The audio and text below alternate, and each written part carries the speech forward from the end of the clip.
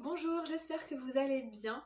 Dans cette vidéo, je vais vous expliquer de façon claire, simple et concise ce qu'est le magnétisme, comment il agit, et je vais également vous proposer une illustration concrète de ses effets. Donc tout d'abord, le magnétisme, c'est une pratique énergétique. On part du principe selon lequel nous sommes faits d'énergie, nous sommes sensibles et réceptifs à l'énergie qui est en nous, autour de nous et dirigée vers nous. De ce fait, on inclut aussi l'idée selon laquelle un déséquilibre énergétique ou un manque énergétique peut créer des maux physiques. Et donc, on essaie de répondre à ça avec l'énergie. Le magnétiseur, concrètement, il va canaliser de l'énergie et il va la rediriger vers la personne. L'énergie qui est canalisée, elle est de deux types.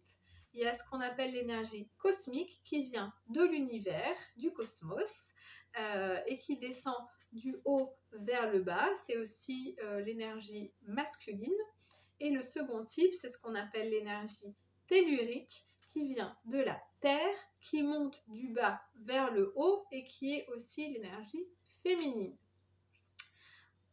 Le magnétiseur canalise donc ces deux types d'énergie et au moment de les rediriger vers la personne, il va les charger d'intentions précises, il va les programmer en quelque sorte pour que ces énergies canalisées puissent aller cibler des points précis à travailler chez la personne.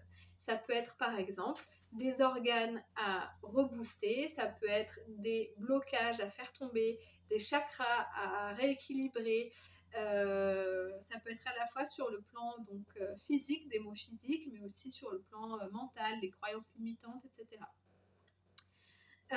Pour vous donner un exemple concret des effets que peut avoir le magnétisme, je vais vous parler d'une expérience qui est faite sur des fruits. C'est une expérience qu'on peut faire pour développer son magnétisme. Donc, j'ai travaillé en janvier 2020 sur une clémentine que j'ai magnétisée avec l'intention ferme de l'assécher, de la vider de son jus, de la vider de son eau. Et donc, 10 mois après, puisque je tourne cette vidéo fin octobre 2020, la clémentine est toujours là. Puisqu'asséchée, elle n'a plus d'eau, donc elle s'est très bien conservée.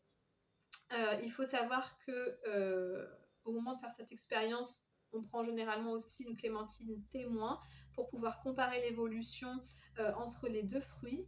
La clémentine témoin, bien entendu, au fur et à mesure du temps, elle a commencé à se ramollir, à pourrir, à moisir, tandis que la clémentine magnétisée, elle s'est momifiée, elle s'est asséchée.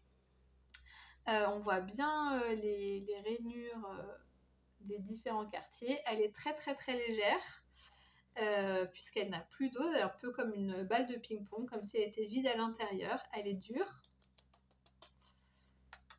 Voilà. Et donc elle se conserve sans problème. Voilà, elle est totalement sèche.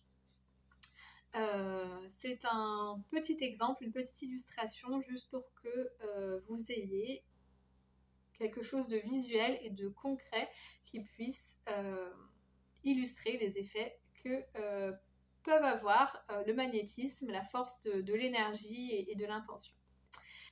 Je vous remercie de m'avoir écouté. J'espère que cette vidéo vous aura donné quelques éclairages et clés de compréhension sur le magnétisme.